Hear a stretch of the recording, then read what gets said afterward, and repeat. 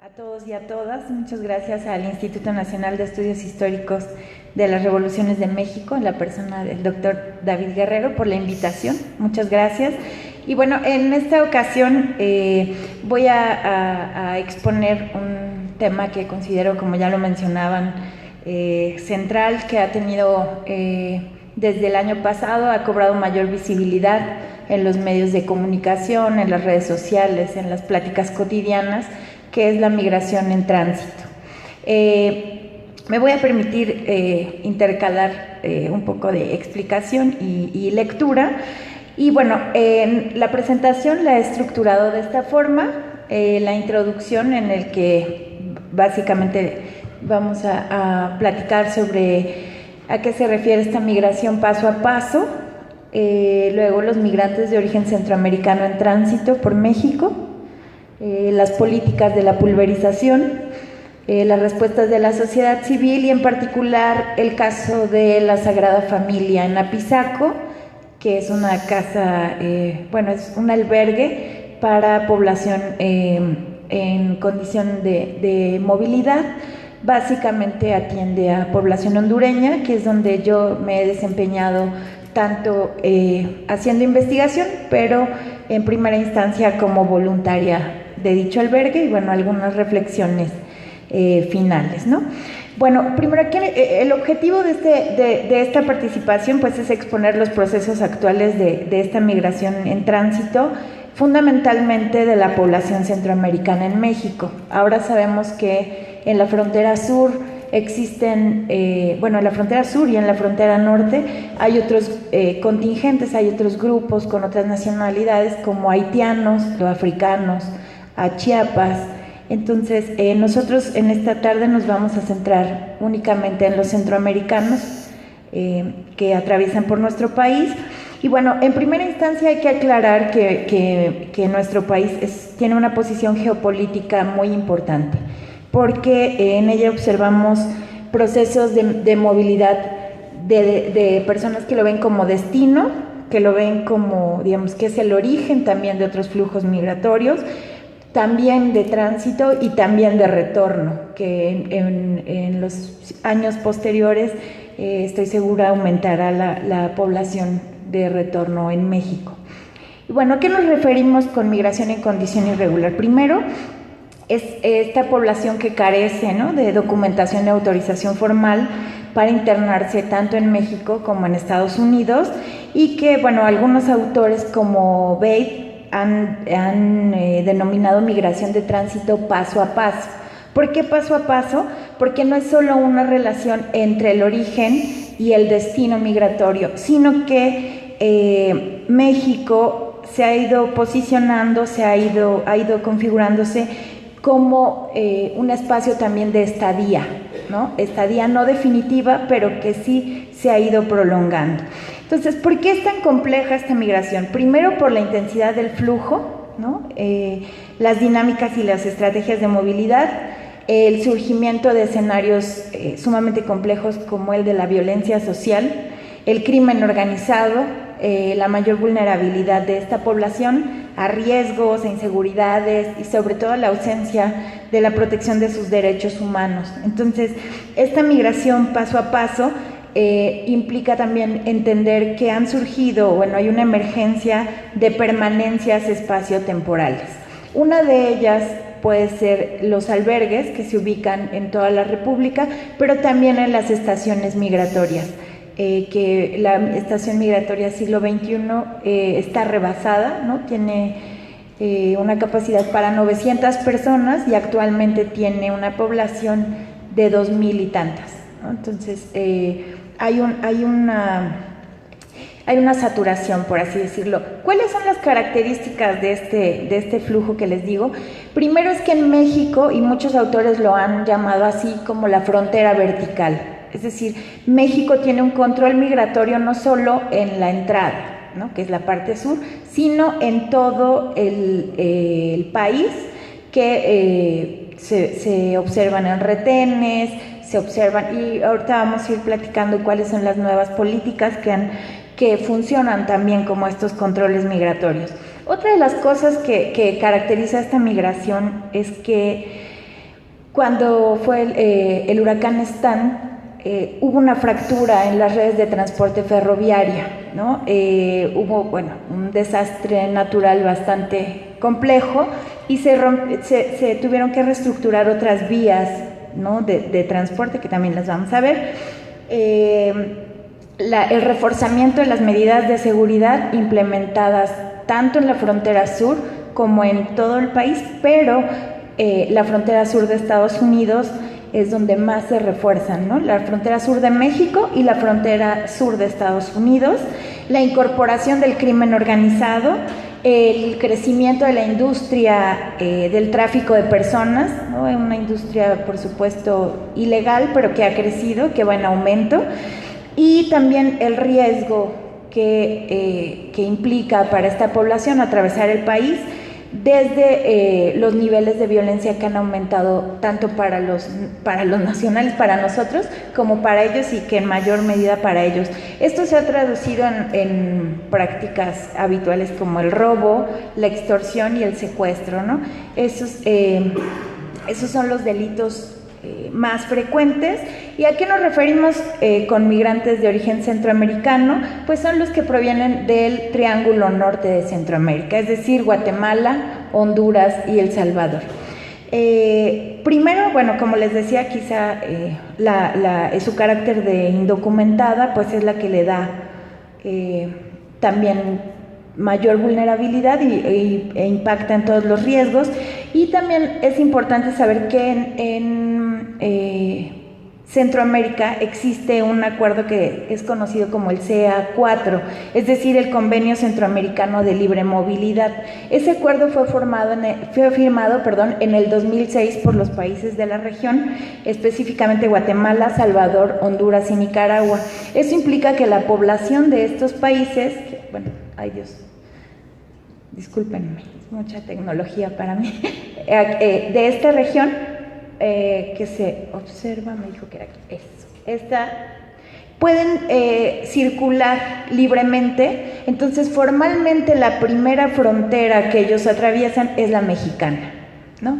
Ellos pueden circular por este acuerdo en el CA4, ¿no? Y solamente pueden, con que porten un documento de identidad, pueden atravesar libremente hasta nuestro país. Cuando ingresan a nuestro país hay básicamente había más bien tres rutas principales, que era la ruta de la costa del Pacífico, que iniciaba en la región del Soconusco, después la ruta central, que también era en Chiapas, pero era Ciudad Cuauhtémoc, La Trinitaria, Comitán y San Cristóbal, la ruta de la selva, desde una localidad que se llama Benemérito de las Américas hasta Tenosique, Tabasco, y de ahí subían. Y las salidas más frecuentes eran Baja California, Chihuahua y Sonora. En años recientes estas rutas se han diversificado y también la peligrosidad ha aumentado. Tamaulipas, que es uno de los estados quizá con mayores índices de violencia, se ha convertido en una de las salidas recurrentes, ¿no? Eso implica mayor riesgo y mayor vulnerabilidad de esta población. También se han modificado los transportes. Quizá ustedes, el más conocido por la tragedia humanitaria que implica es la Bestia, ¿no? El tren conocido como la Bestia, y es conocido como la Bestia porque ellos señalan que los devora, ¿no? Que devora centroamericanos.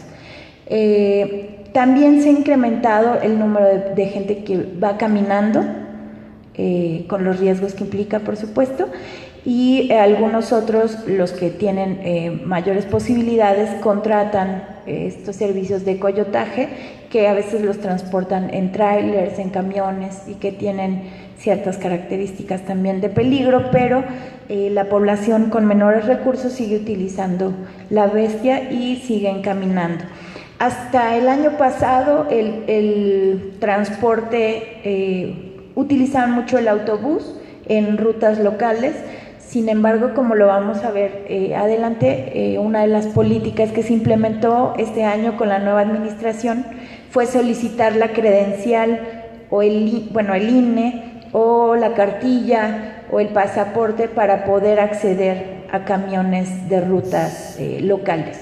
Entonces, ellos ya no utilizan los camiones, las rutas que les digo. Bueno, ¿por qué la gente sigue? ¿Por qué se mantiene esta migración y por qué se va a mantener? ¿Qué ocurre en Centroamérica? Bueno, primero es que hay una desigualdad profundizada en estos países. Hay una estructura de la producción y la distribución del ingreso bastante desigual. Los sistemas financieros y la dinámica de los mercados laborales es bastante lenta, hay un crecimiento mínimo y por supuesto inequitativo, y a esto se suma la fragilidad y las limitaciones de las políticas fiscales y sociales, y estas desigualdades se traducen en un nulo crecimiento económico, en un nulo desarrollo social económico. Además, el gasto público es muy limitado, es muy complejo, hay una escasa posibilidad de encontrar salarios suficientes en condiciones adecuadas. Hay un nivel de exclusión social muy alto, porque ocurre que para tener protección social universal siempre se requiere estar laborando en el sector formal, igual que aquí, ¿no? Hay lo que se denomina integración social selectiva, ¿no? Y además ellos también viven en una constante y en una violencia, más que constante, cotidiana, ¿no? Es un contexto de inseguridad muy alto y de violencia constante. Entonces, Narváez propone la existencia de 5 etapas de la migración, de la migración en tránsito de Centroamérica a México, y el primero, que es más o menos por la década de 1940 hasta 1970, es la primera etapa de crecimiento urbano, y en esa etapa la migración de los centroamericanos era más bien de carácter temporal, estacional, no era masiva, y tenía que ver con el crecimiento urbano, ¿no? que se observó en casi prácticamente todas las ciudades de América Latina, y entonces había una migración, digamos, como por goteo, ¿no? Pero no era masiva. Después, es otra fase que se inaugura por ahí de los años 80 hasta la mitad de la década de 1990, y que, bueno, tiene que ver, por supuesto, con el conflicto armado que se vivió en toda la región de Centroamérica y la consecuente inestabilidad política, ¿no? Ahí es cuando la migración, cuando la salida de los centroamericanos se empieza a volver masiva y empieza a volverse de larga permanencia, ¿no? También hubo una modificación en el perfil del migrante, ¿no? Empezó a aumentar el migrante transfronterizo, pasó de ser migrante transfronterizo a un migrante no documentado, y muchos llegaron a Estados Unidos, Canadá y México, ¿no? Porque era una especie de diáspora originada a partir de estos conflictos armados. Después, la tercera fase es la que inicia entre 92, 96 con el fin de los conflictos armados, y se esperaba que hubiera un retorno masivo de la población centroamericana, lo cual no ocurrió. La población centroamericana se quedó en los países donde estaba, y más bien hubo retornos individuales, ¿no? Lentos, y la mayoría de ellos obligados, ¿no? Obligados vía deportación, obligados porque Estados Unidos los regresaba a los países. Y entonces lo que ocurre es que empieza a reactivarse el circuito migratorio en tránsito y no documentado, ¿no? Esa es como la cualidad que tiene. Y entonces se observaba que la gente seguía entrando por Chiapas, llegaba a Laredo, a California, y se pasa posteriormente a esta fase, la fase que Narváez reconoce como la relación entre migración y desastres naturales, por el paso del huracán Mitch en 1998, y que además generó nuevas corrientes migratorias de población que se había quedado pues en condiciones de mayor precariedad, ¿no? Personas que ya no tenían casa, que no tenían trabajo, que no tenían no había fuentes de empleo formales, y entonces empieza a aumentar la población en tránsito hacia nuestro país y con destino hacia Estados Unidos. La última fase, que es esta, tránsito y complejidad, es en la que nosotros nos encontramos. Es la fase que inicia más o menos por el año 2000 y tiene que ver con ciertas características que ahora les voy a explicar. ¿Qué conjunta esta fase en la que estamos? La securitización de las fronteras y vínculos transnacionales, los fenómenos climáticos y pandillas, la crisis económica, incursión del crimen organizado y la visibilidad de la violencia. Perdón. Bueno, ¿a qué nos referimos con securitización de la violencia? Que tanto México como Estados Unidos, y es a partir del 2001, se inaugura una nueva etapa migratoria, una nueva política que se fundamenta en la seguridad nacional. Más que en la seguridad humana, más que en la seguridad de los migrantes, se empieza a pensar en la seguridad nacional. Y esto, bueno, por supuesto tiene que ver con las cuestiones, con la política estadounidense, ¿no? La cuestión de considerar al otro como enemigo, como sobre todo al otro migrante, ¿no? Como terrorista, y eso va a generar que las fronteras se refuercen, es decir, la política implica el endurecimiento de las fronteras, del control, se empiezan a usar, pues más bien empiezan a haber más filtros cada vez más sofisticados para la migración, y cualquiera que haya tomado un avión, un vuelo internacional, sabe ahora todos los controles que tiene que pasar. Es en esta etapa, en el 2001, donde empieza a transformarse esta política de control. ¿Y qué genera esa securitización? Primero, el aumento de los costos de los servicios como el coyotaje, ¿no? Se duplica o se triplica el costo, y entonces hay una polarización: quienes pueden pagar por esos servicios y quienes tienen que viajar en el lomo de la bestia, quienes tienen que irse caminando, etcétera, etcétera, etcétera. Aquí también a la par que hay una securitización, es decir, hay un endurecimiento en las políticas migratorias, por el otro lado también hay una profesionalización de la industria ilegal de la migración. Los polleros empiezan a tener otras redes, se empiezan a ser más sofisticados, digamos que se invierte más para que los migrantes se vuelvan invisibles, ¿no? Para los que pueden pagarlo. Después, de fenómenos climáticos y pandillas también tiene que ver con otro fenómeno natural, y que fue el huracán Stan en el 2005. Ahí lo que ocurre es que en Chiapas, no sé si ustedes recuerdan, en Chiapas hubo, con este huracán, lo que ocurrió fue que las vías ferroviarias se deshicieron, o sea, hubo una ruptura en la organización de las vías ferroviarias, y entonces, hubo deslaves y etcétera, etcétera.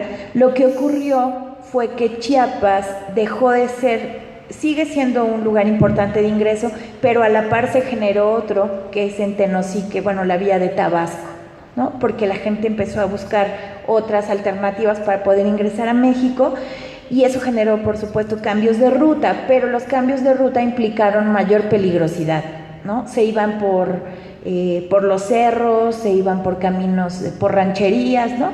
Y eso generó mucho más peligrosidad. Otra de las cosas que ocurre en ese momento, ¿no?, en el que estamos, es que aumenta las actividades ilícitas hacia esta población, un aumento importante de pandillas, asaltantes, incluso las autoridades de los tres niveles de gobierno están involucradas en algunas de estas prácticas ilegales, ¿no? Tanto federal, estatal y municipal. Y un elemento también que se distingue son los garroteros.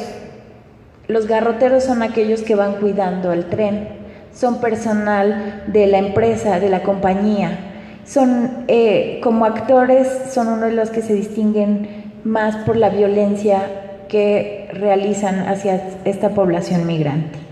Después, en la crisis económica, incursión del crimen organizado ya de manera más formal, ustedes recordarán la crisis desatada en Estados Unidos en el 2008, ¿no?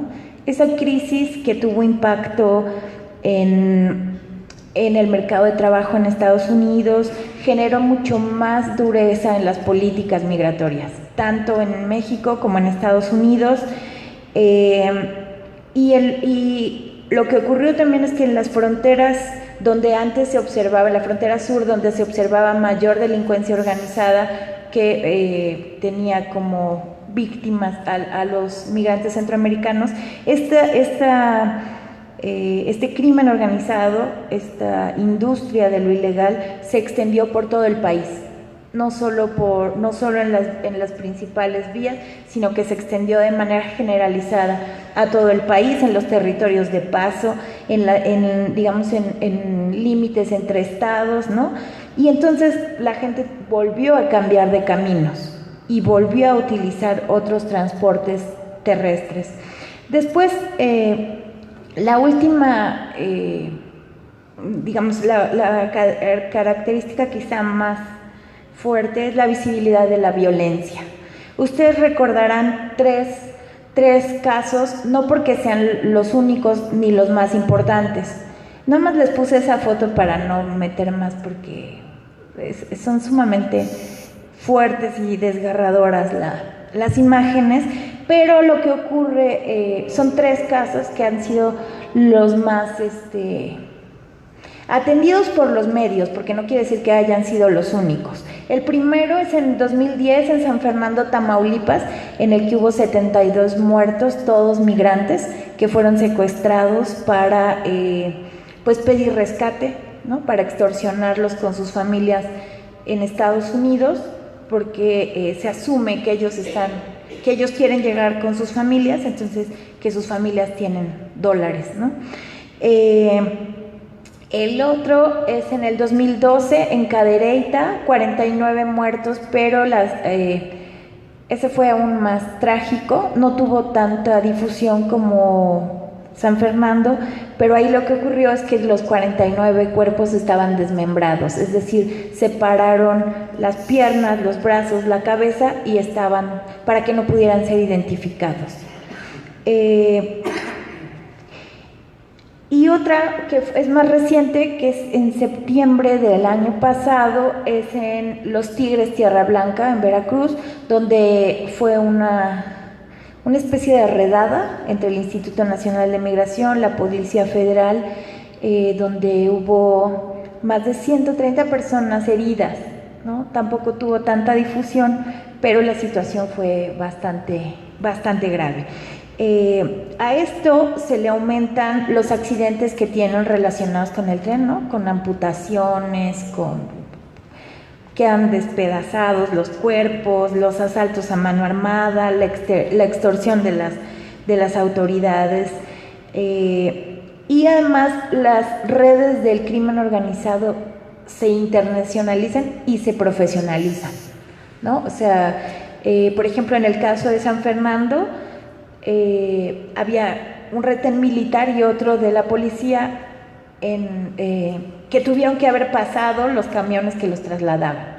O sea, no se explica de otra forma porque era la ruta, ¿no? Entonces, estas son, digamos, que las puntas del iceberg, ¿no? Pero que encierran una violencia sistemática, una violación contra los derechos humanos bastante fuerte hacia esta población. Bueno, sí.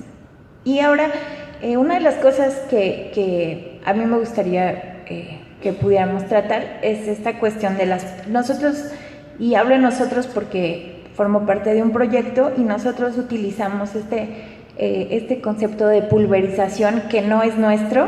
Este año la Redodem, que es la Red de Documentación de Organizaciones Defensoras de Migrantes, presentó su informe. Hacen un informe cada año que lo pueden descargar de manera gratuita y está el video en YouTube, nada más buscan Redodem. Y este año, cuando se presentó, señalaron que la actual política migratoria implementada por la administración de Andrés Manuel López Obrador es similar a la anterior, a todas las anteriores, pero que esta tiene rasgos más deshumanizantes, que buscan pulverizar física y psicológicamente a la población migrante sin documentación para agotarlos y disuadirlos en su camino hacia Estados Unidos. De ahí que nosotros retomemos las políticas de pulverización para explicar el estado actual de nuestras políticas, ¿no? Y como yo les decía, después de los atentados del 11 de septiembre, ese hecho inauguró un nuevo orden político internacional, ¿no?, en el que el terrorismo anunciado por Estados Unidos tuvo un efecto directo en la política internacional. Y uno de los efectos más relevantes es, según Neir, es la guerra preventiva. Es decir, hay un derecho de guerra unilateral cuyo objetivo es aniquilar a cualquier adversario probado o supuesto y que abre las posibilidades de una nueva carrera armamentista irracional en el mundo. Y otra de las cosas es la criminalización del otro, del extranjero, ¿no? En el caso de Estados Unidos es el enemigo para ellos son los terroristas, y regularmente la asociación que hacen de terrorista es la población árabe o musulmana, ¿no? El asunto es que esa política de guerra preventiva se extendió hacia nuestro país, y ustedes recordarán la guerra contra el narco que se inicia también bajo este contexto. Y quizá uno de los cambios más importantes es que la migración deja de ser una actividad que se permite y se tolera, ¿no?, porque implicaba tener mano de obra barata, ¿no? Estados Unidos la toleraba, decía, bueno, pues como entran de manera indocumentada, pues hay que dejarlos, pero nada más hay que pagarles mal, ¿no?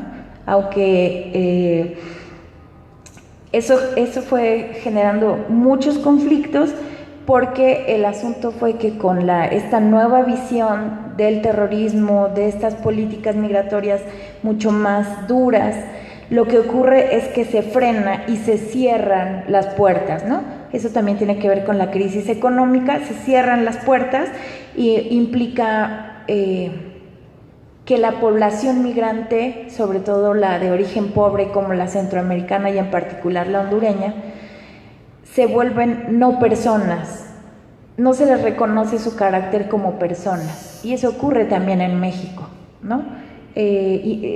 Digamos, no sé si se acuerdan de la señora que dijo que no le gustaban los frijoles.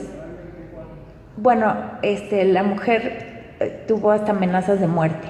Es decir, la lógica que existiera, pero ¿cómo va a exigir si ella no puede exigir? No está en condiciones de exigir. Es decir, hay una negación a la categoría de que es una persona, ¿no? Entonces, todos estos procesos, digamos, estructurales han generado una crisis humanitaria de los migrantes, de la población migrante, tanto, de Centroamérica como en otros países, ¿no? Y nada más veamos lo que ocurre en toda Europa con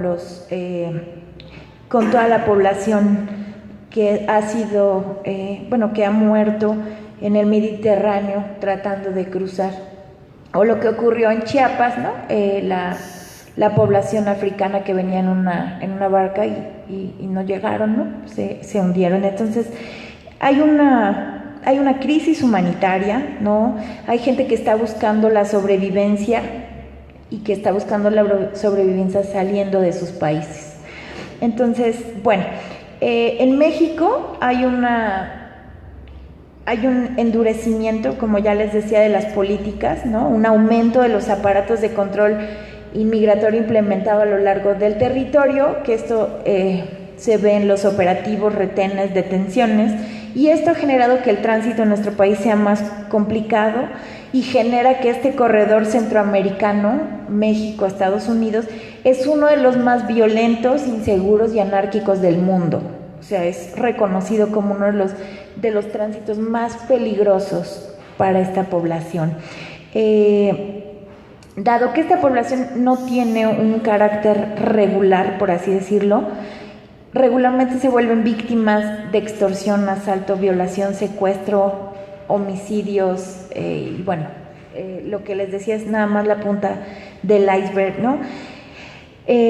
No hay estadísticas oficiales, eso es cierto, dado que es este flujo casi en la invisibilidad, ¿no?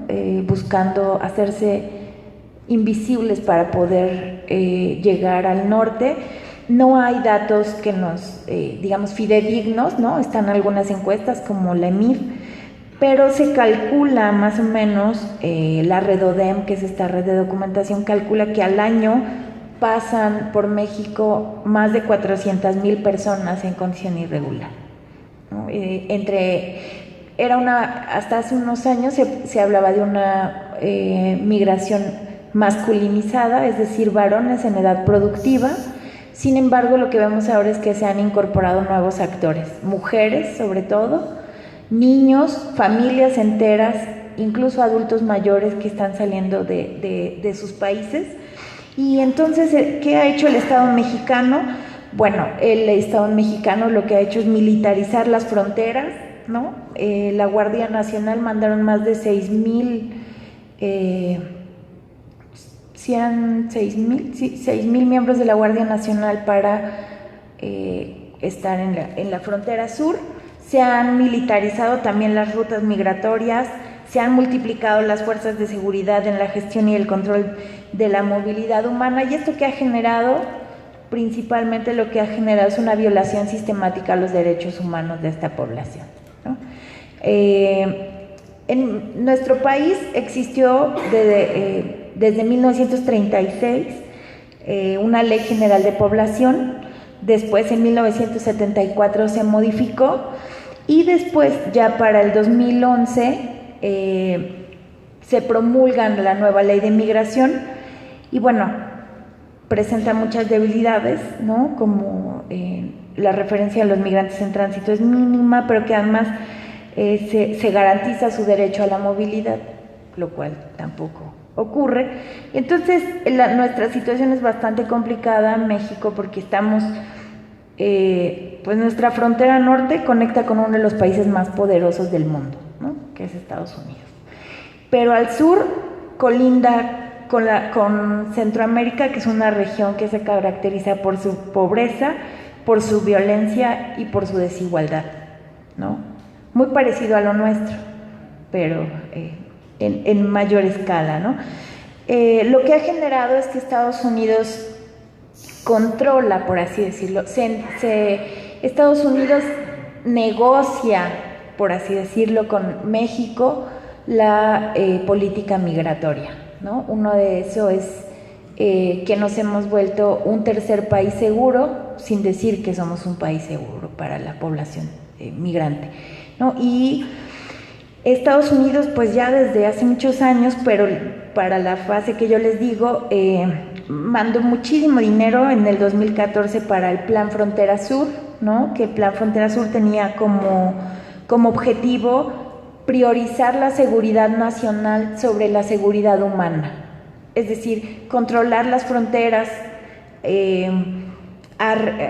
digamos, se cambió, se negoció controlar las fronteras a cambio de más vidas humanas, que eso es lo que está ocurriendo, ¿no? O sea, las fronteras sí están selladas, pero la gente sigue pasando y seguirá pasando porque está escapando de condiciones bastante complicadas, pero ha aumentado los costos para esta población y que no se ve como para cuándo se modifique. Entonces,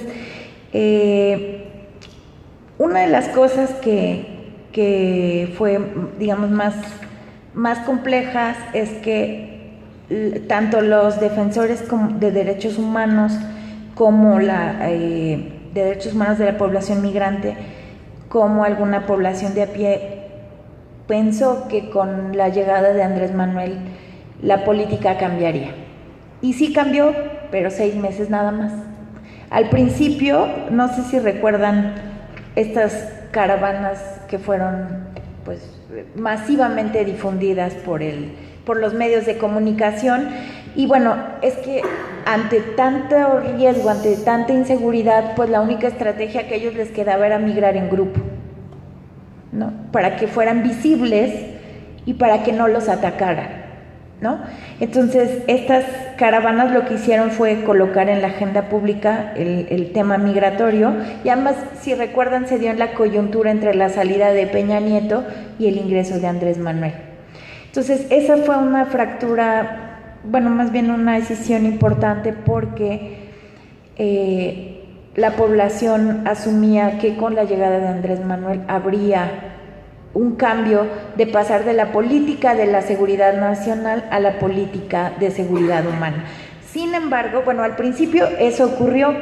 La gente, los agentes migratorios llegaban a las fronteras, les daban visa para que pudieran transitar libremente, eran visas humanitarias, y era una política como de brazos abiertos, ¿no?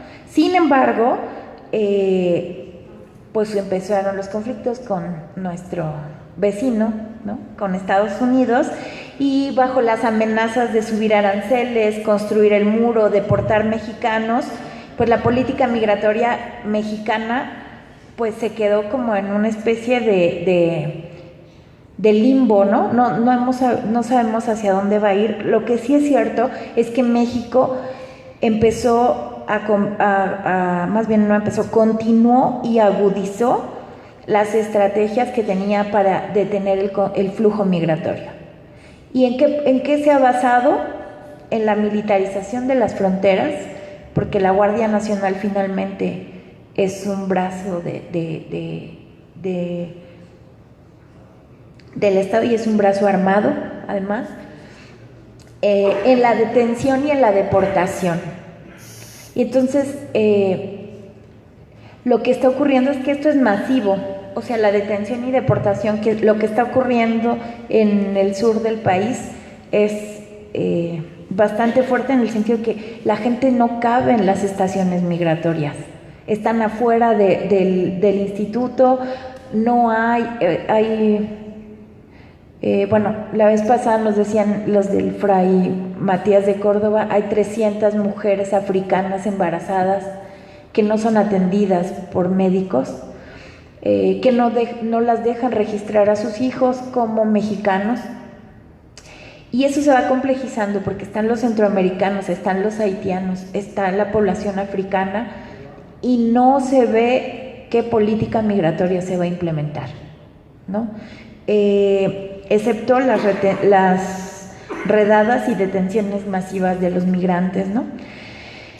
Las solicitudes de refugio en la Comar, que es la comisión encargada de estos trámites de refugio, están rebasados, se han cuadruplicado en menos de 2 años, ¿no? Pasaron de 3,000 a 14,000 solicitudes de refugio, y está desbordada porque además en el presupuesto le redujeron el dinero con el que puede operar, y entonces pues la infraestructura es limitada para lo que estamos observando.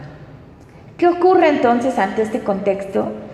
Pues es la sociedad civil la que ha respondido, ¿no? Es la sociedad organizada, ¿no? Es la sociedad que, digamos, puede ser la de las órdenes religiosas, sobre todo de tipo católico, son las que más albergues tienen en todo el país, pero también están las que, digamos, las de asociaciones civiles, ¿no?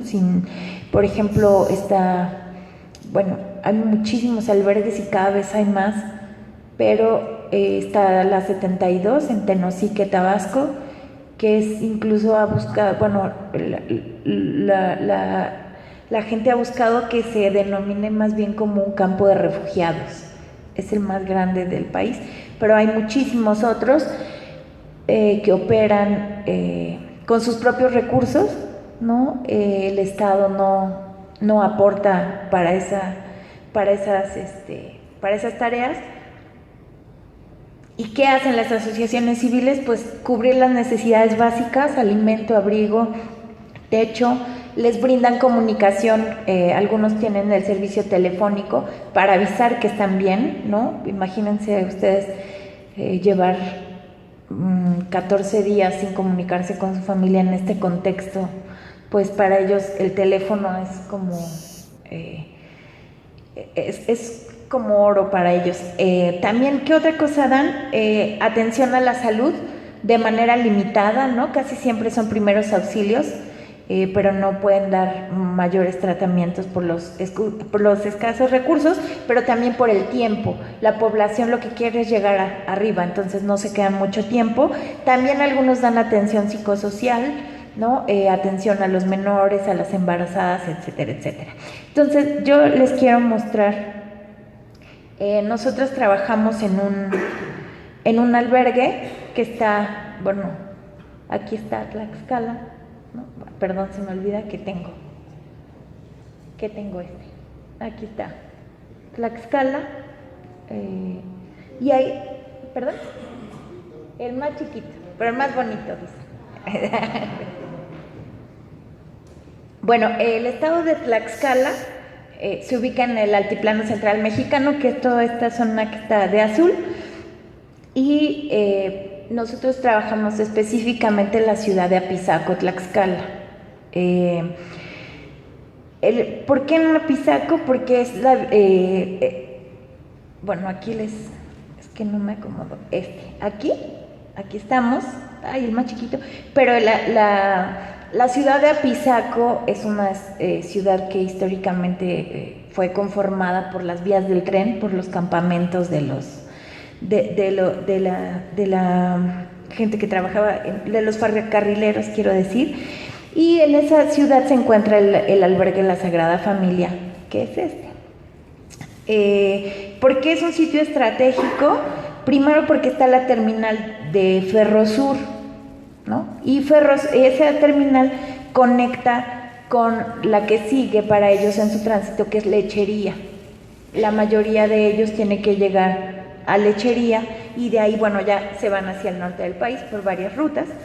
Y estamos entre Orizaba y entre el Estado de México, entonces es uno de los lugares que para la población migrante con la que trabajamos es un lugar que ya es visto como estar fuera de la zona caliente. Para ellos la zona caliente es el sur del país, ¿no? Todos estos que les comentaba, la zona para ellos más peligrosa, bueno, sí es Chiapas, pero también es Tabasco, Oaxaca y Veracruz. De los puntos más señalados, como en donde hacemos nuestra investigación, los puntos más señalados como focos rojos es Coatzacoalcos. Coatzacoalcos es donde la mayoría teme pasar, ¿no? Sobre todo por la presencia del crimen organizado, ¿no? Dicen que pasando eso ya la libraron, pero tampoco es cierto, porque hacia el norte también está bastante complicado. El centro es como un espacio mucho menos conflictivo para ellos, ¿no? Sobre todo ellos lo ven como una especie de descanso, por así decirlo. Entonces, Tlaxcala tiene muy poca presencia a comparación de otros estados como Chiapas o el mismo Estado de México. ¿Y por qué tiene menos? Les voy a pasar algunas imágenes del albergue para que ustedes lo conozcan y vean dónde trabajamos. Bueno, si ustedes... Ay, no, perdón. Me está haciendo malas jugadas. Bueno, si ustedes se fijan, aquí están las vías del tren. Aquí abajo, bueno, no se ve, pero aquí está el albergue. Y aquí están rezando antes de subirse al tren. Bueno, Tlaxcala, como les decía, tiene menor proporción de personas migrantes, primero porque el descenso en ese lugar no es una parada estratégica en cuestiones de tiempo, porque los que van en el tren, muchos de ellos prefieren seguirse hasta Lechería, ¿no? Para continuar su ruta. Entonces regularmente se bajan en Apizaco los que están más cansados, los que traen niños, los que vienen heridos, los que vienen enfermos, los que no se han comunicado, los que tienen hambre, que bueno, casi todos, pero aquí se bajan porque es como no obligado, pero sí necesario, ¿no? Entonces, bueno. Sí, lechería aquí en el Estado de México. Sí, de hecho ahí había un albergue que fue removido por los vecinos y nosotros, bueno, el albergue de la Sagrada Familia está en las mismas condiciones. Ahorita les voy a contar por qué. Entonces, como les decía, no es un sitio de descanso obligado, por así decirlo, como otros grandes, como Tenosique o como el de Saltillo o como el de San Luis, sino que más bien aquí bajan cuando ya necesitan comunicarse, asearse o algo que es prioritario, ¿no? Bueno, nosotros habíamos contabilizado mucho más varones, pero como les decía, cada vez hay más familias completas, no necesariamente papá, mamá, hijitos, sino que vienen familias, 3 generaciones, ¿no? El abuelo, el nieto, el tío, ¿no? Es decir, comparten un lazo de parentesco y que hasta la solicitud del INE, como les decía, o del pasaporte o de alguna credencial oficial, llevaban en promedio 15 días viajando. Con esta petición que ahora se hace, llevan 25 días, es decir, se ha aumentado 10 días más el tránsito, ya sea porque caminan, que la mayoría caminan días enteros.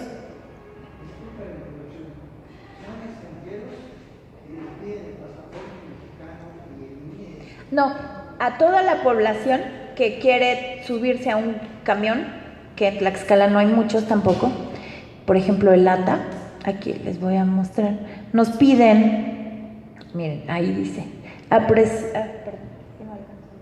agradeciendo su preferencia, aquí está, es un camión que viene a la Ciudad de México y dice, bueno, no sé si alguien ¿tú alcanzas a leer? Ahorita se los digo, espérenme, es que no, muy lento. Bueno, dice, agradeciendo su preferencia, se le informa que por disposición del gobierno federal, al momento de adquirir su boleto y o abordar el autobús, es necesario presentar una identificación oficial, credencial del INE, cartilla militar, pasaporte vigente, cédula profesional, licencia de conducir. Por su comprensión, gracias.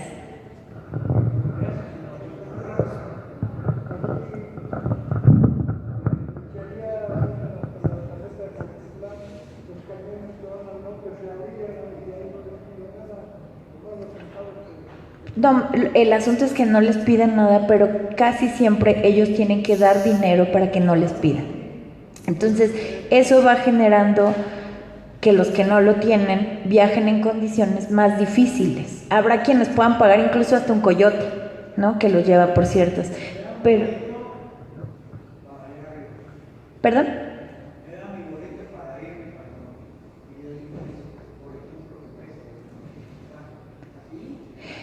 Digamos que más o menos así. Bueno, les voy a seguir contando y ahorita regresamos. Entonces, otra de las cosas con las caravanas, Tlaxcala no fue un destino para las caravanas iban por Puebla, no pasaban por Tlaxcala, pero ahí donde nosotros estamos pasaban todos los rezagados o la gente que no quiso participar, pero imagínense, para el 2018 fueron más o menos 5,200 personas atendidas. Es decir, en un albergue que tiene pues capacidad de 80 a 100 personas, imagínense la cantidad de población que pasó. Entonces, en otros lugares donde pasaron, bueno, era una cuestión mucho más complicada porque la infraestructura no estaba preparada para ese flujo migratorio, ¿no? Entonces, como les decía, la población que más llega, no solo al albergue de Tlaxcala, sino a todos los albergues, es la población hondureña, son los que más utilizan las casas de los migrantes. Y eso tiene que ver en que, bueno, ellos se definen como los más pobres entre los pobres. Es una migración que carece de redes. La mayoría digamos, los salvadoreños tienen ciertas redes de apoyo, los hondureños no. Vienen con menores recursos y las condiciones de su país están bastante más conflictivas. Entonces, a este albergue pues ya arriba gente que está sumamente cansada, con hambre, deshidratadas, que tienen problemas de salud, que un tema que no se ha abordado es la cuestión de la salud mental de esta población, ¿no? El estrés postraumático para quienes vivieron cuestiones de violencia, las enfermedades, incluso hay gente que pues viene con enfermedades desde su país de origen, ¿no? Incluso con cáncer avanzado, niños insolados, deshidratados, mujeres embarazadas en el tren. Entonces la situación es complicada, ¿no? Entonces ellos dicen que llegando a Tlaxcala sienten que ya pasaron lo peor, sin embargo Tlaxcala también tiene ciertas complicaciones. Como ustedes lo saben, es conocida como una zona de trata, ¿no? Y eso es también una cuestión importante porque sí ha habido un número de mujeres que de un albergue a otro ya no aparecen, ¿no? O sea, se reportan, por ejemplo, las llamadas que se hacen es, ¿sabes qué? De Orizaba salieron, o de Córdoba salieron 500 y van 300 mujeres, ¿no? Y los siguientes ya nada más hay 100 mujeres, ¿no? O sea, no se sabe qué está ocurriendo con el flujo de las mujeres. Digo, se puede imaginar, pero no hay certezas de eso. Y además estamos cerca de algo que se llama el Triángulo Rojo, que es en Puebla. Ahí es donde se han ubicado de manera importante la presencia de huachicoleros, ¿no? De estas personas que... Eso también es importante, los asaltos a los trenes. Y otra de las cosas es pues la presencia del Instituto Nacional de Migración, que está de manera constante, ¿no? Y bueno, lo que les decía es que a partir de lo que ocurrió con las redadas, con las con las caravanas, fue que los discursos de discriminación, los discursos de criminalización aumentaron exponencialmente. La población dejó de dar donaciones a los albergues. Al principio la gente salía masivamente a dar de comer, a dar ropa. Sin embargo, sí ha habido una proliferación de discursos discriminatorios, racistas, xenofóbicos, de todo tipo, y que ha hecho que la población deje de colaborar, primero, que esa es una de las cosas, pero que también ha generado el endurecimiento no solo de las políticas migratorias del país, sino del actuar de los propios mexicanos, ¿no? Ha sacado, bueno, hay quien dice que las caravanas sacaron a los pequeños Trumps que tenemos en nuestro interior. No creo que sea así. Lo que sí creo es que las prácticas de racismo se han aumentado, ¿no? Por ejemplo, en Tlaxcala, si ustedes observan, aquí van las vías del tren, ¿no? Aquí van, y estos son postes de concreto que puso, después del plan Frontera Sur, lo puso la empresa Ferromex. Y si ustedes se fijan con mayor detenimiento, aquí tiene varillas que van así. ¿Para qué es eso?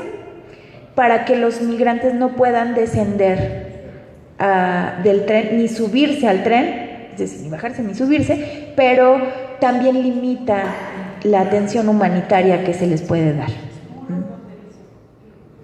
Exactamente, las fronteras dejan de estar en los límites entre un país y otro se reproducen de manera cotidiana.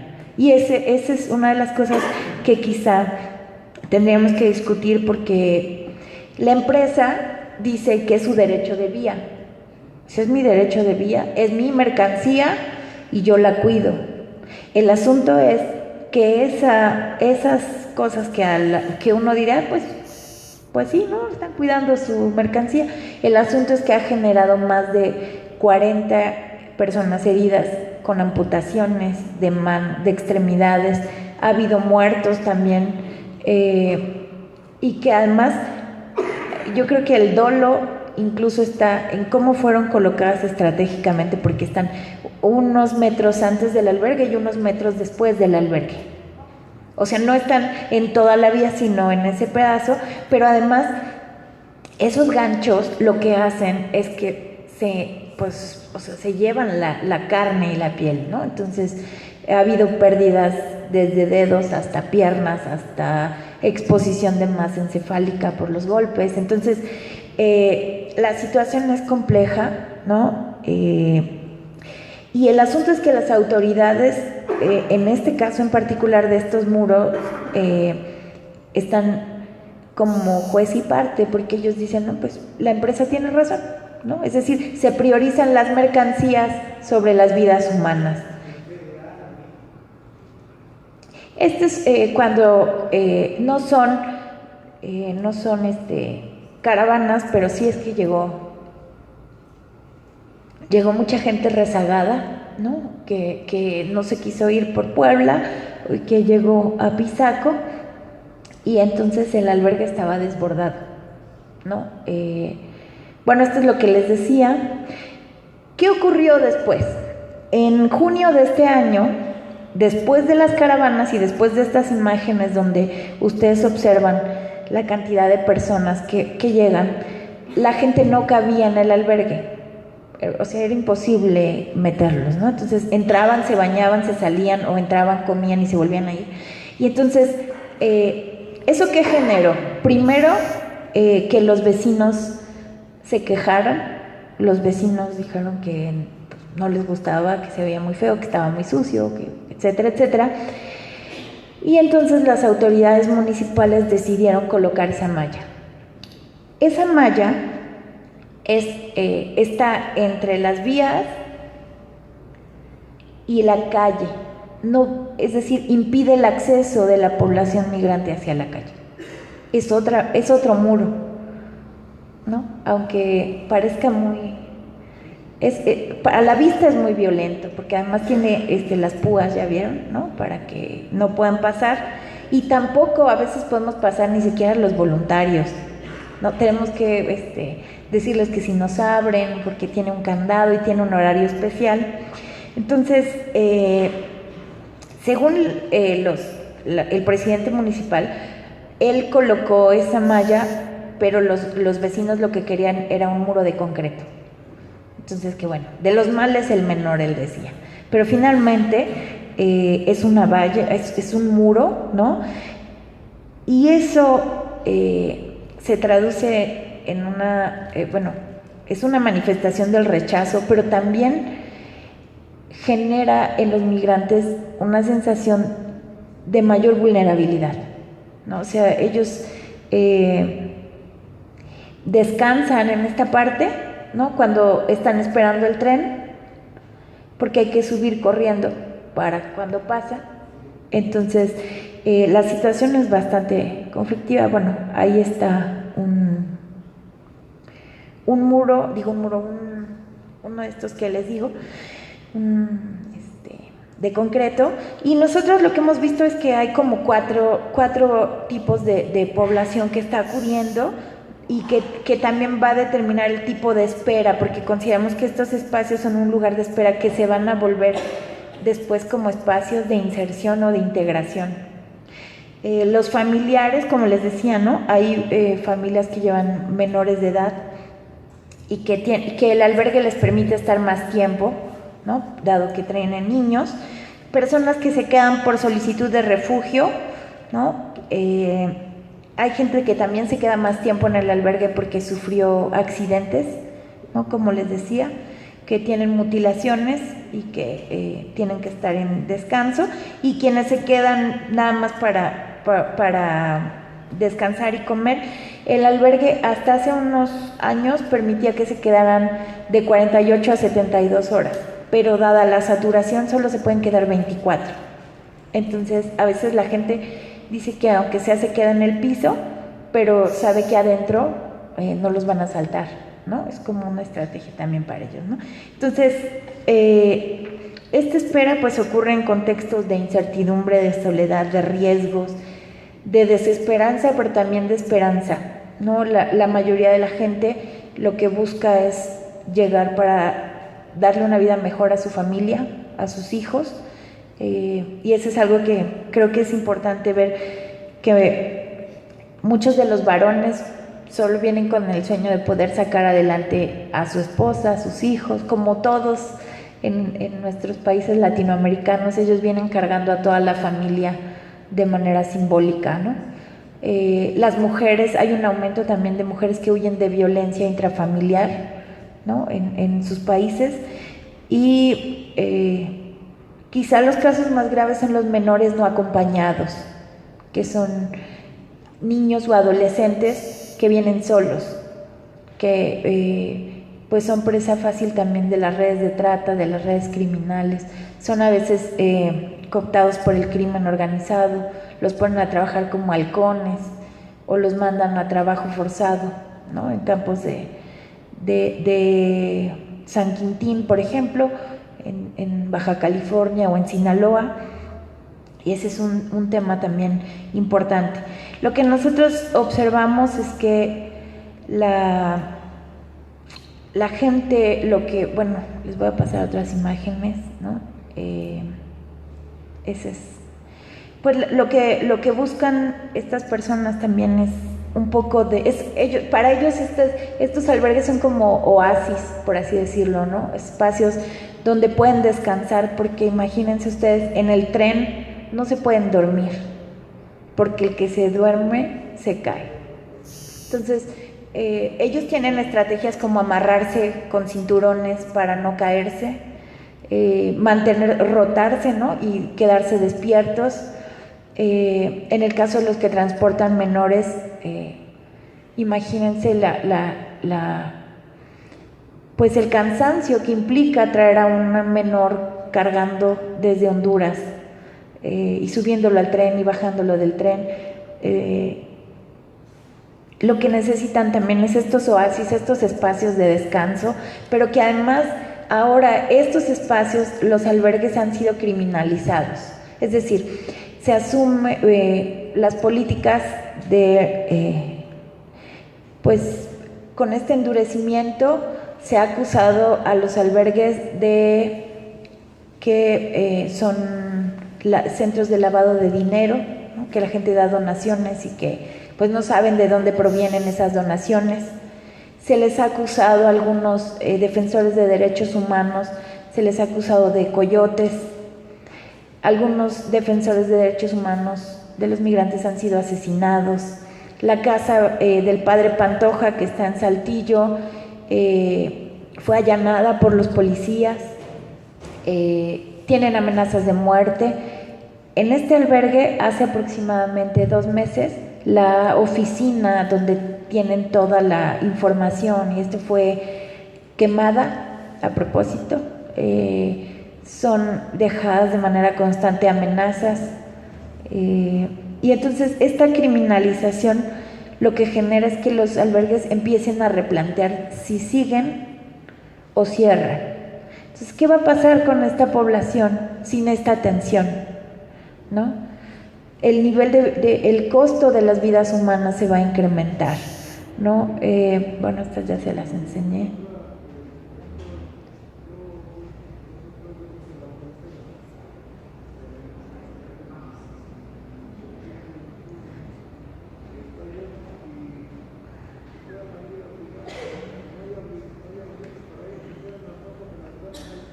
Sí.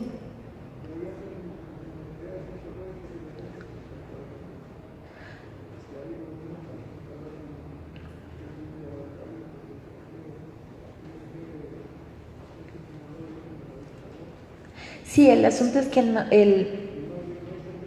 no hay comida, no hay baños, no hay nada. Entonces la gente está viviendo en las calles de las ciudades fronterizas, Tijuana, Ciudad Juárez, Piedras Negras, y la gente no sabe dónde ir, porque además lo que se ha creado con estas políticas es que ellos viven en una especie de, nosotros decimos de fango migratorio, pero como una especie de gelatina, porque no pueden, están atrapados en la movilidad, no pueden regresar a sus países de origen por las condiciones de violencia, precariedad, pobreza, etcétera, etcétera, etcétera. No pueden llegar a Estados Unidos porque no los dejan pasar ni los dejarán pasar. Pero México tampoco tiene una estrategia de qué hacer con ellos, porque van a seguir subiendo, ¿no? Ellos siempre dicen, vamos a ir subiendo hasta donde lleguemos. Entonces, ellos esperan que llegando a la frontera puedan solicitar refugio en Estados Unidos. Y eso tampoco ocurre, porque lo que está haciendo Estados Unidos justamente es retenerlos en casas, bueno, en estos, se me fue el nombre ahora, pero en estas, ellos les llaman las congeladoras, porque además les suben todo, los meten a estas, estaciones migratorias, que son de detención, que además son un negociazo también, pero el asunto es que los meten, ellos les llaman las congeladoras porque el aire acondicionado lo suben, todo lo que da. Imagínense para la población que viene además de lugares muy calientes y que ya se han contabilizado los muertos. A los niños los separan de sus padres, no saben dónde están, los mueven de ciudad. Entonces la crisis humanitaria es yo creo que es creada y perpetuada por los estados, ¿no? Por las autoridades tanto de Estados Unidos como de México. Entonces, bueno.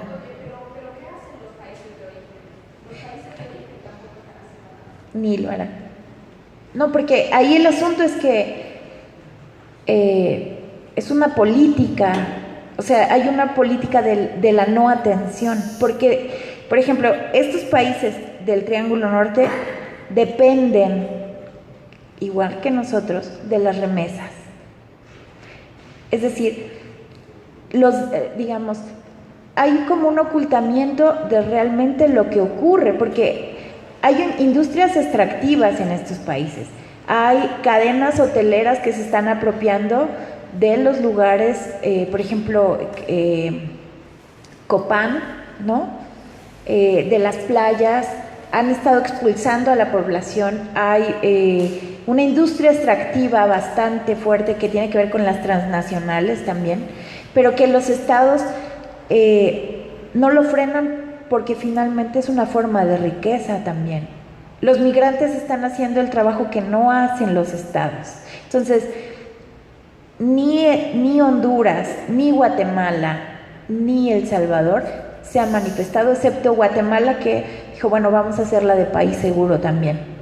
Vamos a tratar de frenar los flujos migratorios. Pero el asunto es que no hay políticas de desarrollo. O sea, no hay políticas que ataquen los problemas que ha generado el sistema capitalista, ¿no? En esos países. Y que es sistemático, ¿no? Yo creo que ya para ir cerrando, bueno, les voy a presentar. Esa es una familia que estaba haciendo su comida, estaba aprendiendo su fogón ahí para hacer de comer. Entonces, bueno, el discurso de criminalización que el gobierno y los distintos medios de comunicación han utilizado y las prácticas que han desarrollado hacia la población migrante ha generado la legitimación de la discriminación. Este discurso discriminatorio procura implantar una idea sobre los otros como entes extraños y sobre sus posibles daños hacia la sociedad, logrando que la población mexicana internalice el miedo hacia esta población, situándola en una creciente vulnerabilidad social. Como les decía, las políticas migratorias en la región han jerarquizado más las mercancías que las vidas humanas. Considero que ante la precarización de la vida en la región de Centroamérica, la política migratoria, la existencia de economías extractivas y en general de un modelo económico que reproduce de manera sistemática la desigualdad y se finca en la violencia exacerbada, los flujos migratorios se mantendrán, aunque con mayores costos humanos. Aunado a esto, resulta importante señalar el cariz que han tomado las políticas migratorias en México. México fortalece su actuación como agente migratorio de Estados Unidos, con lo cual las poblaciones en movimiento quedan atrapadas, no pueden regresar a sus lugares de origen dadas las condiciones descritas, tampoco pueden continuar su trayecto hacia Estados Unidos. Por tanto, México comienza a verse como un espacio de inserción. Planteamos que analizar a las poblaciones migrantes de origen centroamericano en su inserción será una beta analítica importante, en tanto la espera se prolongue y se convierte en estadía. Asimismo, la política migratoria actual en México parece indicar que se convertirá en territorio de espera para miles de migrantes que cada año transitan por este país. Otra de las cosas que creo importante analizar del papel de la sociedad civil es que es en estos espacios donde la población se siente protegida, donde puede construir redes de acompañamiento, donde puede recrear su identidad porque consideran un espacio seguro y en los que se reduce la estigmatización por su origen nacional. Considero entonces que es importante destacar la relación que establece la población migrante con la sociedad civil y que se forjan como espacios de soporte humanitario. Muchas gracias.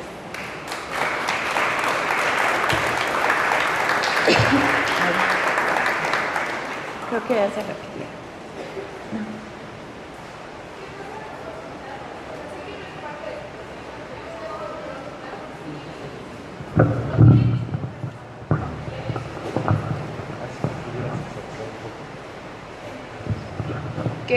¿Cómo se les atiende a los gitanos? Porque también están en condiciones migratorias, pero ellos no tienen ningún respaldo, ni siquiera tienen un estado a donde, si los deportan o algo así, no tienen a dónde llegar. ¿Cómo es su situación? Bueno, sí, desconozco el caso de la población gitana, pero se puede hacer una analogía con las personas que vienen con lo que se ha denominado migración extracontinental, ¿no? En México, como les decía, han llegado poblaciones africanas en los cuales México no tiene ni siquiera relaciones diplomáticas, ¿no? En el caso, y lo que ocurre es que ¿a dónde los deportan? ¿Qué van a hacer con ellos?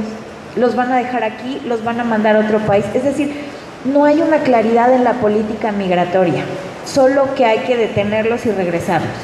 Pero cuando no hay a dónde regresarlos, ¿cuáles son? ¿Qué va a ocurrir? No hay políticas de inserción en este momento. Entonces yo creo que, desconozco completamente el caso, pero sí creo que es otro proceso que analizar. ¿Qué ocurre cuando no hay un Estado a donde deportarlos? ¿No? ¿Qué ocurre con los casos que sus países están en guerra? O sea, me parece que no hay una claridad en este momento, ¿no? Eso creo que es...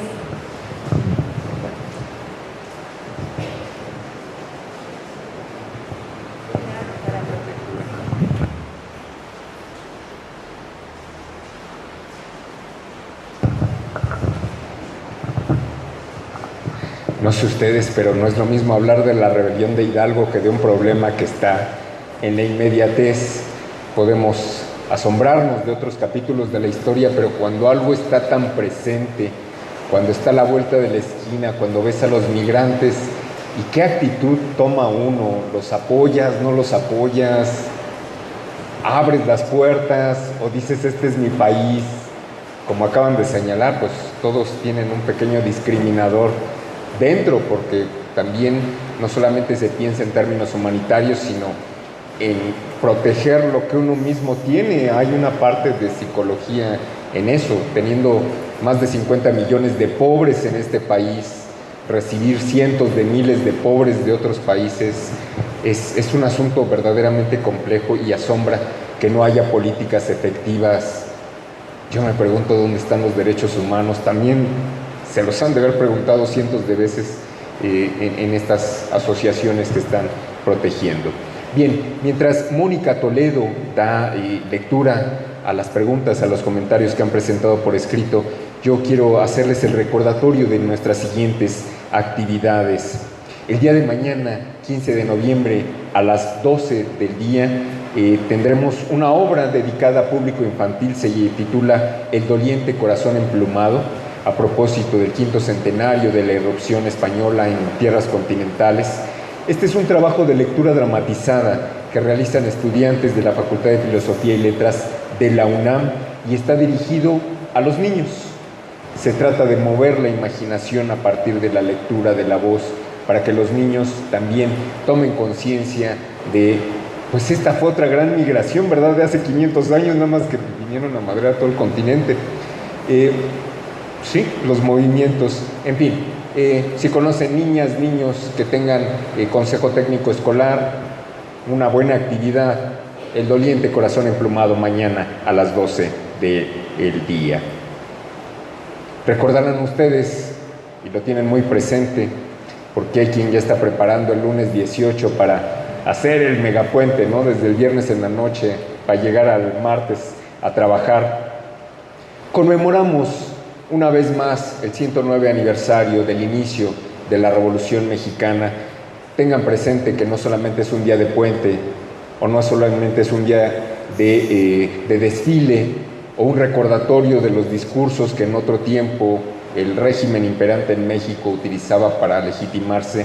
Consideren que esa fue una tercera gran transformación que fue efectiva, que participaron cientos de miles de personas, no solamente políticos o élites, todo el país se movilizó, y se movilizó por reivindicar, por conseguir un mejor país. A la vuelta del tiempo, ese país tiene que ser mejorado constantemente. Nunca pensemos, ¡ay, Hidalgo, ¿por qué proclamó la independencia? Habremos estado mejor con visa de la Comunidad Europea. No, los personajes hacen lo que les corresponde en su tiempo. A nosotros nos corresponde llevar a cabo otro cambio. Entonces, recordemos el inicio de la Revolución Mexicana, el 18, el 20 de noviembre aquí, es prácticamente el día del INERM, es el día de la entrega de los premios a la trayectoria y a la investigación histórica. Reconocemos las mejores trayectorias, los mejores trabajos de tesis, de licenciatura, maestría y doctorado, y bueno, no solamente lo reconocemos, les entregamos un premio económico como un estímulo por el mérito de estas contribuciones. También los invitamos, organizamos un coloquio a propósito del centenario de la fundación del Partido Comunista Mexicano. Se fundó en 1919, pónganlo en perspectiva, en 1917 triunfa la Revolución Rusa. 2 años después se está fundando un Partido Comunista Mexicano. Claro, yo presumo que ese Partido Comunista estaba más cerca de los comunistas de Estados Unidos que de los comunistas soviéticos, aunque hay estudios que comentan que los políticos mexicanos se llamaban camaradas en aquel entonces. No me los imagino de camaradas a los revolucionarios, pero eran camaradas, estaba la moda, ¿no? Este coloquio se va a desarrollar en 2 sedes, la Facultad de Economía de la UNAM y el INER, 19 y 20, Facultad de Economía, 21 y 22 de noviembre en este instituto. Habrá varias mesas a las 10, 12 y 6 de la tarde. Consulten la programación, las participaciones son muy interesantes. Finalmente, y es algo que les compete a ustedes directamente, el próximo jueves 21, obviamente el 19 no tendremos actividad por estar metidos en el coloquio del Partido Comunista, pero nuestro curso, pasamos de la 7ª a la 8ª sesión el jueves 21 de noviembre. Concluimos este curso de movimientos políticos y sociales en el siglo XXI con la participación del diputado local Temístocles Villanueva, quien va a comentar, a reflexionar sobre la comunidad LGBTTIQ. Vamos a ver qué nos tienen que mostrar acerca de este otro grupo que también es importante. Consideren que 1 de cada 10 personas, en términos generales, tiene preferencias distintas de la normalidad. Es el 10% de la población, y si vamos a ser inclusivos, pues hay que incluir los derechos para todo el mundo, aunque sean diferentes, pero para todo el mundo los derechos. Bien, Consulten nuestras redes sociales, nuestra página de internet. Ya lo saben, tenemos 2 programas de radio. El de Historia del Pueblo Mexicano está dedicado en esta temporada a la Revolución Mexicana. Y bueno, La Hierbabuena, que es una revista cultural que siempre tiene alguna nota de interés para los niños. Está El Gato Listo, en fin. Hagan uso, aprovechen ampliamente los recursos que les ofrecemos, y cualquier otro recurso cultural, no es nada más delinear, llenen su cabecita de cultura, de historia, de conciencia, porque seremos siempre mejores si tenemos más cosas en la cabeza que solamente la telenovela o el talk show o el reality show o lo que quieran, ¿no? O el Gran Fin o el Buen Fin, lo que quieran. Bueno, devuelvo el micrófono a Mónica Toledo. Muchas gracias por su atención. Muchas gracias por sus preguntas y sus felicitaciones. Muchas gracias. Bueno, me preguntan qué pasa con los niños que nacen en territorio mexicano. De acuerdo con la Constitución política de este país, cualquier nacido en territorio mexicano, en aguas mexicanas o en el aire que pertenezca a México, y si nace en alguna nave marítima, aérea, mexicana, debe ser reconocido como ciudadano mexicano, no importando la nacionalidad de sus padres. Lo establece la Constitución política del país. Entonces se les está negando en algunos casos la ciudadanía, y eso atenta hasta contra los derechos humanos establecidos de manera internacional. Me preguntan si los albergues son mantenidos por el gobierno mexicano. Ninguno, hasta donde yo sé, es mantenido por el Estado mexicano, ninguno. Todos son por asociaciones civiles e Iglesia Católica. La Iglesia Católica tiene una muy fuerte presencia en el apoyo. La pastoral migrante tiene una muy fuerte presencia en el apoyo a esta población. Cáritas, ¿no? Algunas asociaciones benefactoras también, pero el Estado mexicano no. En el caso de Apizaco, incluso, por ejemplo, el sistema DIF, que tiene que atender a los niños, a veces lleva a los niños migrantes al albergue, en lugar de que fuera al revés. Como no saben qué hacer con ellos, pues mejor los van a dejar al albergue para que ellos vean qué hacen con estos pequeños. ¿Qué tan difícil o cómo fue lograr trabajar con la población migrante? Una de las cosas es que yo soy maestra universitaria en Tlaxcala, entonces me contactó este albergue que les comento, la Sagrada Familia, para ver si nuestros estudiantes querían hacer prácticas o servicio social. Y al principio nadie quería, ninguno, decían, ¿cómo voy a ir yo a servir comida, a lavar? Y nadie quería. Entonces nos organizamos un grupo de maestros y dijimos, bueno, hay que predicar con el ejemplo. Entonces nos metimos como voluntarias, desde hacer comida, lavar ropa, registrar migrantes, etcétera, etcétera. Entonces eso nos dio una perspectiva distinta del fenómeno, del proceso. Entonces de ahí ya desarrollamos investigación. Ha sido sumamente complejo en varios términos, en términos de seguridad, porque la mayoría de los miembros del proyecto somos mujeres. Yo soy la más grande, entonces son estudiantes de licenciatura.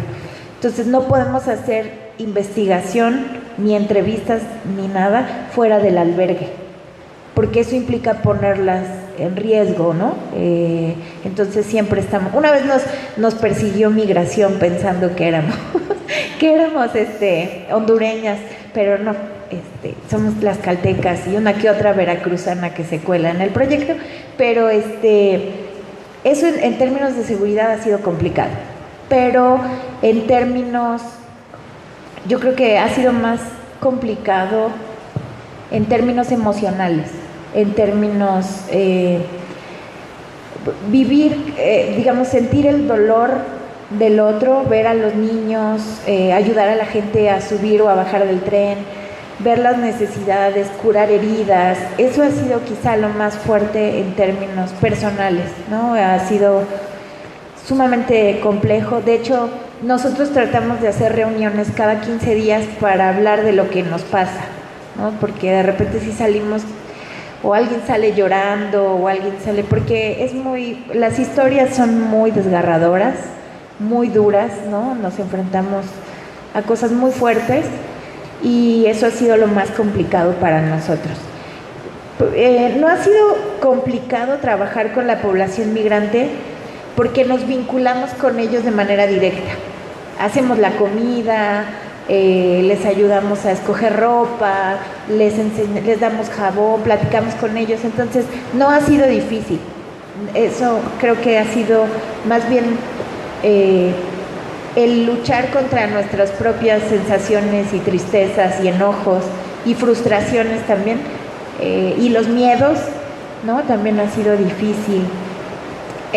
Bueno, ¿cómo interpretar los procesos de migración en territorio mexicano a la luz de los movimientos migratorios que se registran en diversas partes del mundo, como África, Oriente Medio, Europa? Justamente una de las cosas que, digamos, esta fase que se conoce como posmodernidad o modernidad líquida, etcétera, etcétera, lo que hemos visto es que esto se reproduce en todo el mundo, ¿no?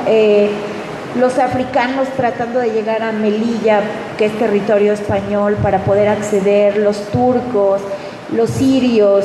Es una crisis humanitaria global, ¿no? Es un efecto del sistema capitalista que no ha sabido cómo gestionar, porque además la migración también es una estrategia para el capitalismo, es decir, cuando los acepto como trabajadores con bajos salarios y cuando los rechazo, ¿no? Hay un juego ahí del capital bastante complejo y que además se reproduce en todo el mundo.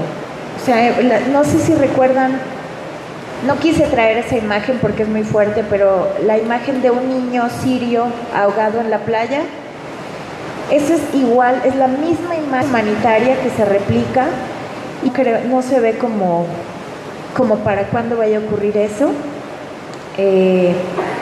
La cuestión de la trata es digamos, hay tanto poder implicado en esas redes, tantos recursos económicos, que es un crimen que no se está atendiendo, ¿no? O sea, y menos si hablamos de mujeres que vienen de sectores pobres, ¿no? Hombres que también vienen de sectores pobres, algo que quizá tendríamos que también abordar. Hay hay 3 tipos de tratas, ¿no? Que es la trata con fines de explotación sexual, donde niños y mujeres están siendo cooptados por estas redes desde sus países de origen hasta Estados Unidos. O sea, en Tlaxcala hay un caso muy famoso de una familia, ahora no recuerdo el apellido, pero una familia que operaba en Tlaxcala, La Merced y Nueva York. Las mandaban a Nueva York. Fueron detenidos en Estados Unidos. Entonces, son redes internacionales que no se ve para cuándo, pero hay otro tipo de trata que es con fines de explotación laboral y que esa también es recurrente. Al albergue llegan muchos casos de varones que fueron obligados a hacer trabajo forzado en campos de cultivo, que escaparon de condiciones de esclavitud prácticamente, y que esa no se aborda, no se habla mucho también. Y la trata que también es para, digamos, fines de explotación, pero de otro tipo de explotación y que tiene que ver con la extracción de órganos, que tiene que ver con este tipo que también ocurre. Nosotros no hemos tenido ningún caso reportado, pero sí se sabe que operan. La única asociación, organismo internacional que hemos visto que está operando es la ACNUR, que es el Alto Comisionado para las Naciones Unidas para los Refugiados, la UNICEF, ¿no? Que también ha estado operando, pero que realmente no hay una articulación entre los niveles de gobierno y además pues está tolerado, ¿no? No sé, no podría haber ese crimen si no estuviera cooptado todo el sistema. Y bueno, ¿tiene alguna información relacionada con la migración de los que llegan a Ciudad de México? No tengo. Lo único que hice fue en la maestría, estudié el caso de mujeres peruanas que llegaban a la Ciudad de México como empleadas domésticas, empleadas del hogar, pero que venían con sus patrones, ¿no? Que venían como parte del menaje de la casa, ¿no? Porque sus patrones eran de la élite transnacional, pero no tengo información. Eso sí, sé que el flujo de colombianos ha ido en aumento, como hace como 10 años hubo un aumento de la población argentina en la Ciudad de México, ¿no? ¿Qué pasa con los niños migrantes? Bueno, la situación es complicada en primera instancia porque en muchos de los contextos de donde viene esta población, la concepción de niñez es distinto. O sea, para nosotros quizá un niño, un varón de 12 años sigue siendo niño. En esos contextos no, es un niño que ya trabaja, es un niño que tiene que mantener a su familia, ¿no? Es un niño que quizás salió de la escuela desde los 8 años, entonces él se ve a sí mismo como un potencial proveedor de su casa. Y eso genera también conflictos porque cuando ellos llegan por ejemplo, albergues, tienen que ser reportados al DIF, pero ellos se niegan a ser reportados porque los llevan a los albergues y equivale como si estuvieran presos, ¿no? Para ellos. Entonces, sus condiciones son muy complicadas porque pues son la población, sobre todo los que no vienen acompañados, la población que es víctima de todo, ¿no? De trata, de secuestro, de abuso sexual, de todo lo que les pueda, todos los delitos que ustedes se imaginen, casi siempre son con mujeres y niños, aunque los varones también tienen unas historias terribles. ¿Qué ocurriría o cuáles serán las consecuencias de que se queden en el país? Primero, que no hay una política de atención, como lo decía el señor. En las ciudades fronterizas, yo fui a Ciudad Juárez apenas, y ustedes pueden encontrarse a la población que anda deambulando por la ciudad, que no tiene dónde quedarse, que no tiene comida, con niños, adultos mayores, personas con discapacidad, y que no hay un espacio donde se queden, ¿no? No hay condiciones ni siquiera para que vayan a los baños, para que cambien a los niños, para que se aseen. Entonces, todo eso también va generando prácticas de discriminación, ¿no? Mire, son unos cochinos porque vienen y se orinan aquí o defecan aquí. Pues efectivamente, porque no hay espacios, no hay una condición digna. El asunto aquí es que, pues, ¿qué hacer en un país, como ya lo decían, con una población en pobreza y en pobreza extrema bastante alta?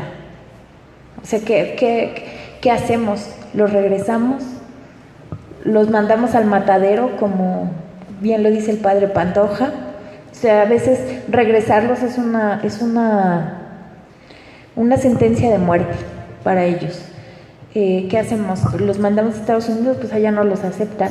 Entonces, yo creo que las políticas no han sido pensadas en lo que va a ocurrir, no se ha reflexionado sobre la presión que se tiene y que se va a tener cada vez más, porque los flujos se van complejizando, ¿no? Ya somos destino de migración extracontinental cuando no era un destino sino un paso. Entonces, yo no sé cuáles serían las consecuencias, ni siquiera, bueno, más bien, no sé cuáles podrían ser las políticas, porque me rebasa, pero tampoco sé qué consecuencias va a traer. Yo creo que una de las más graves es que habrá mayor criminalización a esta población, serán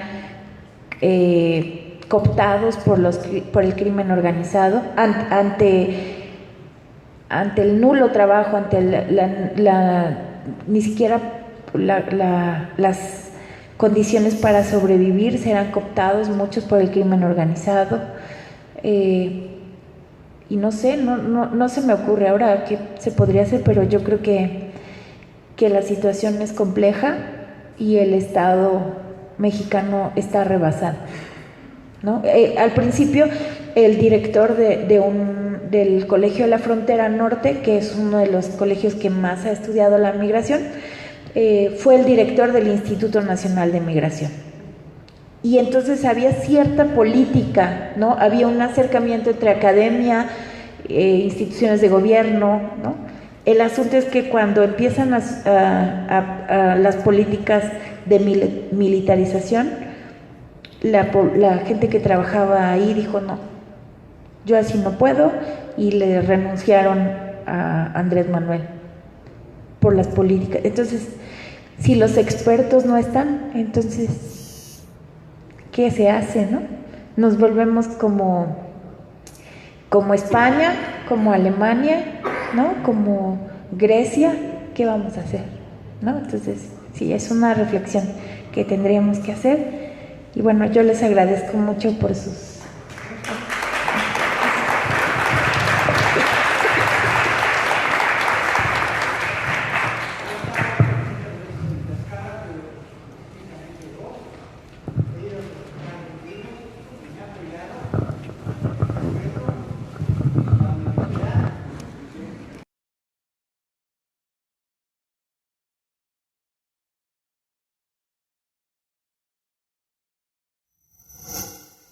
Gobierno de México.